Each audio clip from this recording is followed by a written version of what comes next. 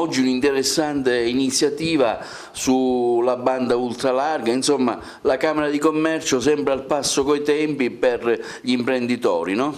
L'evento di oggi serve proprio anche a sottolineare l'impegno della Camera a favore di una sempre maggiore digitalizzazione delle imprese della provincia di Agrigento. Oggi infatti gli ordini professionali assieme ad alcuni esperti del settore faremo il punto della situazione sulla banda larga, la banda ultralarga in provincia di Agrigento. Potrebbe sembrare un paradosso perché tutte le classifiche ci danno sempre agli ultimi posti, eppure su questo versante la provincia di Agrigento non è certamente ultima. Lo dimostra il successo che ha avuto il progetto Crescere in Digitale, gestito da Unioncamere, che vede la provincia di Agrigento al primo posto in Italia con 700 tirocini attivati e 400 imprese coinvolte. È sicuramente una strada sulla quale bisogna proseguire per portare le imprese agrigentine sul terreno della competizione nazionale e internazionale. Parliamo di questa interessante iniziativa qui che parla della BUL, banda ultralarga. Qual è la situazione e quali saranno le tematiche che andrete a dibattere? Io sono qua come rappresentante appunto di Open Fiber per parlare dello sviluppo della banda ultralarga in Sicilia in particolare e ovviamente in particolare nel territorio agrigentino. Open Fiber sta portando avanti due tipi di finanziamenti, uno con fondi privati e uno con fondi pubblici, perché abbiamo vinto su scala nazionale i 3 bandi emessi dal Mise per portare la banda ultralarga nelle aree bianche, cioè le aree dove gli altri operatori non hanno fatto degli investimenti. In particolare quindi oggi siamo qua alla Camera di Commercio di Agrigento, dove presenterò appunto tutti i dati relativi allo stato di avanzamento dei lavori. La Sicilia peraltro nel quadro nazionale è la regione che al momento ha una percentuale di copertura della banda ultralarga più alta in tutta Italia e quindi un ottimo risultato. Partiamo da questo risultato per vedere le prospettive attuali e future. Ad Agrigento abbiamo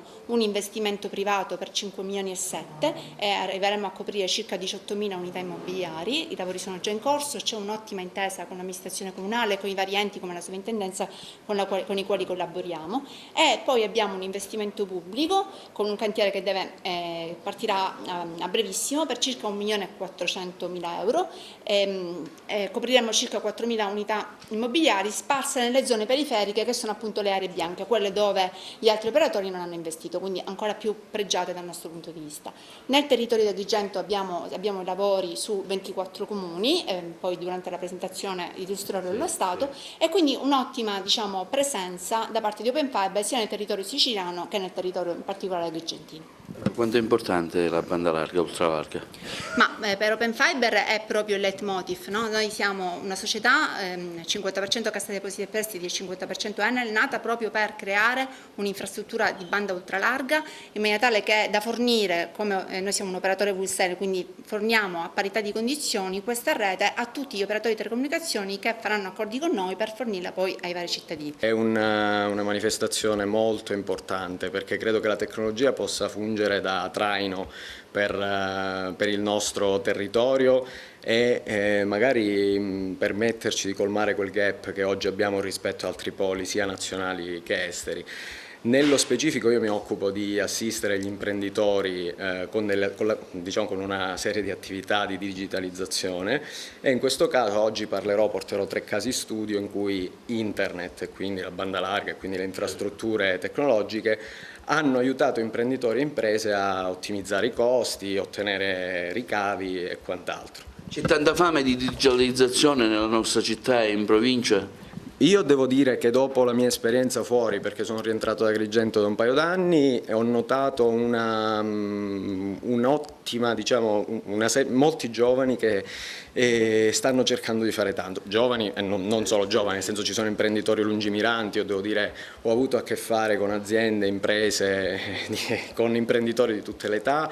Credo che ci sia fame di digitalizzazione. Forse c'è bisogno proprio di questo tipo di consulenza, e spesso si ci rivolge a istituti soprattutto dal nord, quando invece in città insomma possiamo anche farcela, no? Direi di sì, poi dico che qui in città e in Sicilia in generale c'è veramente tanta professionalità, lo dico perché ho dei colleghi, dei collaboratori eccezionali. Oggi noi, soprattutto diciamo trentenni, quarantenni, abbiamo esperienze anche fatte fuori che ci permettono poi di portare qui diciamo delle conoscenze. Oltretutto devo dire le istituzioni come la Camera di Commercio aiutano e credo sia importante creare queste sinergie anche qui da noi.